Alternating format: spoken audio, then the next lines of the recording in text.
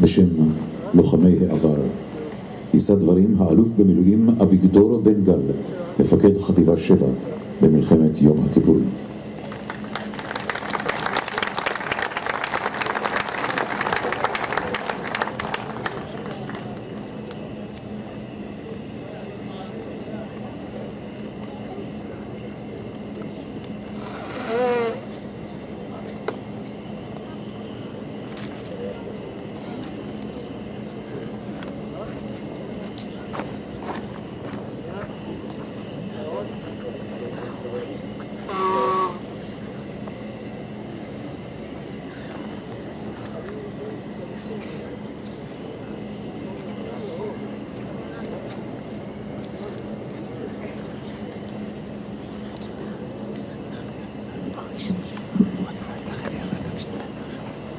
לי קוראים יאנוש בן גל.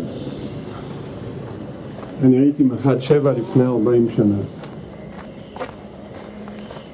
וקודם כל אני רוצה לפנות למשפחות השכולות שנושאים את הכאב העמוק מזה 40 שנה.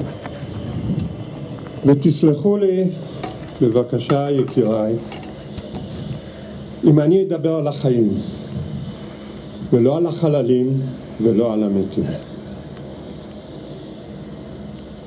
על אלה שלחמו, שרדו, נפצעו, הועברו לבתי חולים, לתחנות איסוף, ולאחר מספר ימים או שעות חזרו לאייש טנקים, נגמשים וכוחות ממוקנים אחרים שהשתייכו לחטיבה 7. אני חושב בעומק ליבי, פיקודי היקרים, קציני הקבע, האלופים והתתי האלופים ואלופי המשנה,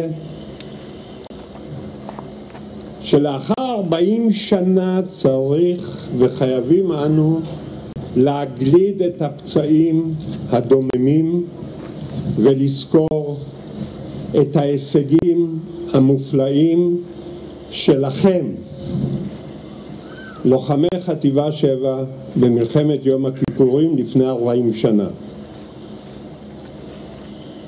כולכם עשיתם את הבלתי יאומן והגעתם להישגים מפליגים שרק לעתים רחוקות יחידות צבאיות ברמת מחלקה, פלוגה, גדודים וחטיבה יכולים להגיע. וכל זאת בזכותכם, לא בזכותי.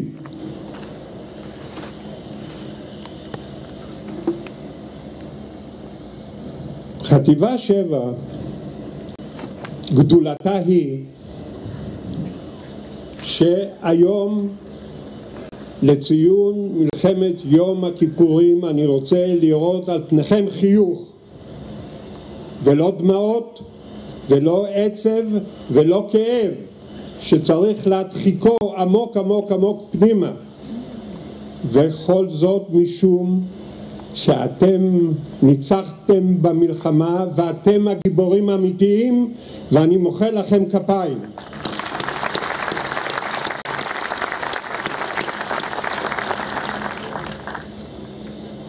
אתם במסגרת החטיבה ניצחתם סדר גודל של כשתי דיוויזיות סוריות במשך 4 ימים בקרב המגננה בפיקוד הצפון.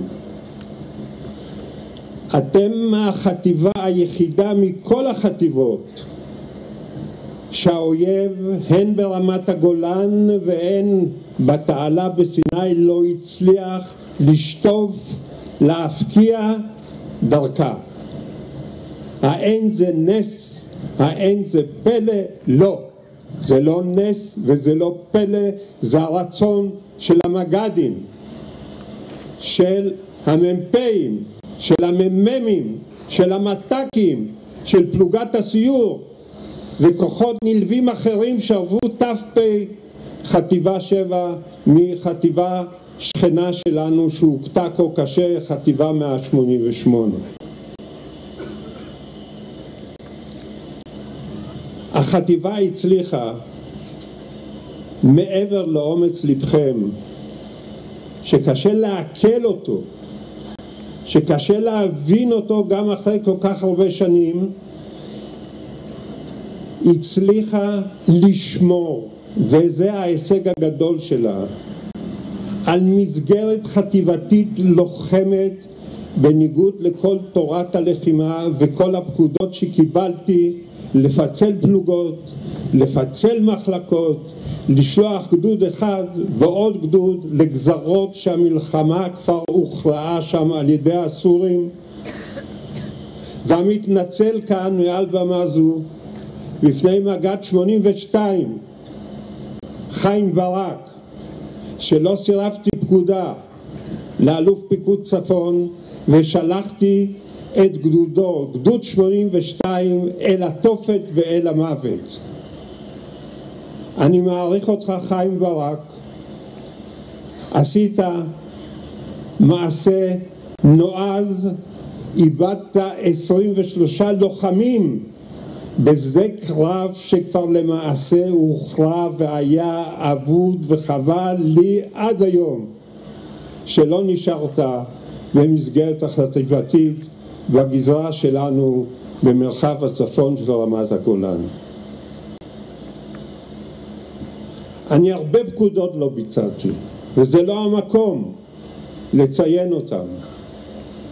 אבל דבר אחד, כמג"ד בתעלה שנתיים בין ה-60, בין 68 ל-70, ראיתי כסגן אלוף פרוע, לא ממושמע, שהולכת ונרקמת נגדנו מלחמה.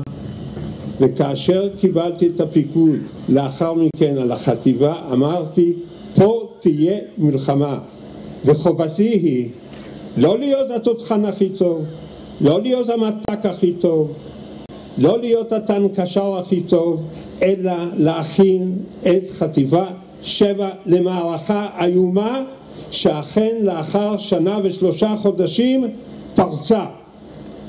ואני בחושי, בפסימיות שלי,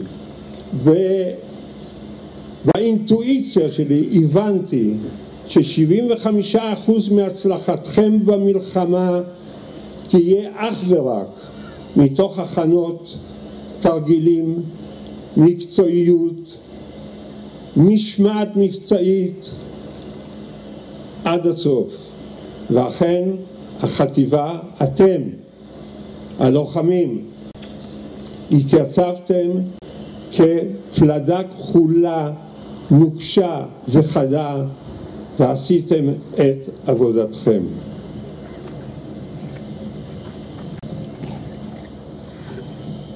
לכן אני חושב, ואני משוכנע,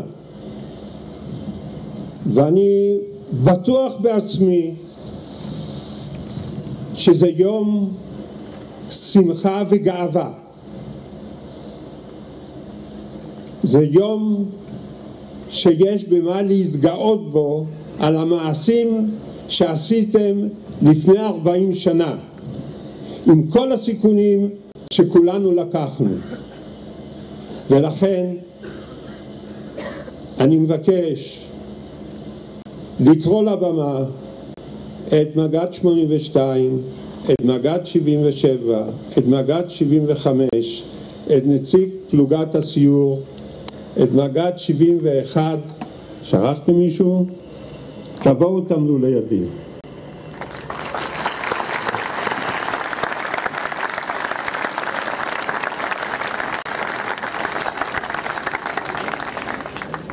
מי נציג הסיירת? נתן פה? נתן יבוא לכאן. מסדר יעבור לדום. מסדר, דום. מסדר יעבור לנוח. עמוד, נוח.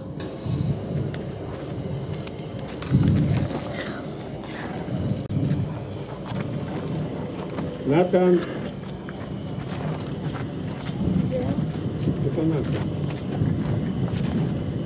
נתן. לא, הוא מתבייש? נציג פלוגת הסיור. איננו? לא יכול להיות. אז עופר יוזם, בואו תעבור אתה.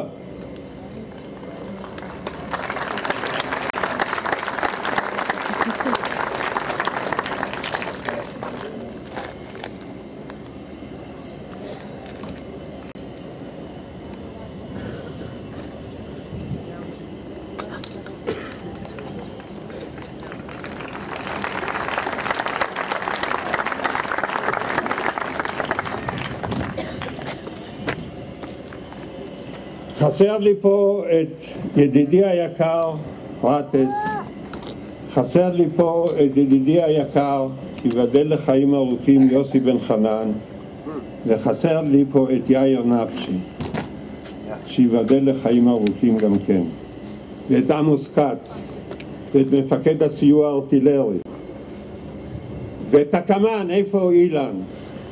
אילן יבוא פה. מחיאות כפיים לקמן, היחידי שידע איפה אנחנו ואיפה האויב.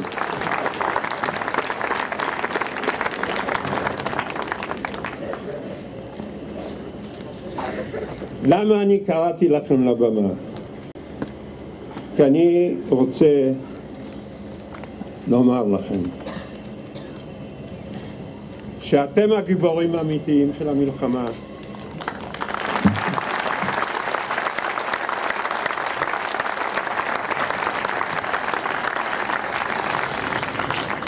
אתם ציבור יקר, הגיבורים של המלחמה. מחיאות כפיים. אתם המג"דים בפלוגת הסיור, הבאתם את הניצחון, אתם ניצחתם, אתם הגיבורים, ואני מודה לכם, המג"דים וחיילי החטיבה ומפקדיה, על כך שהייתה לי הזכות לפקד עליכם. תודה רבה. המסדר יעבור לדום, מסדר דום. המסדר יעבור לנוח, עמוד נוח.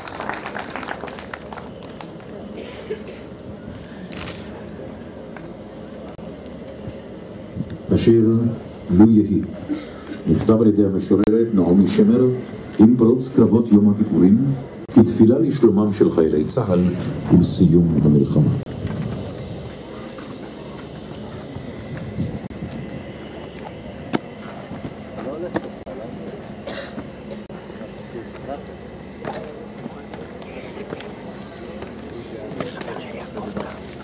תעלה בסדר. איתן.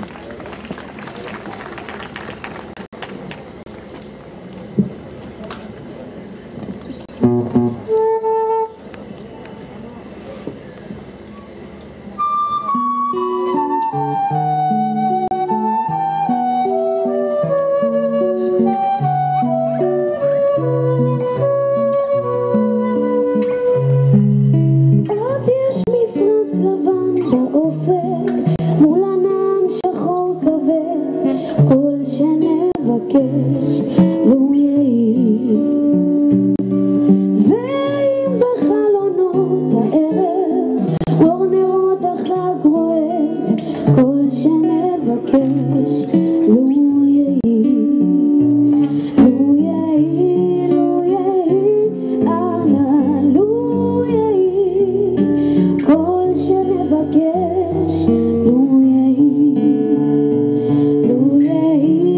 כל שנבקש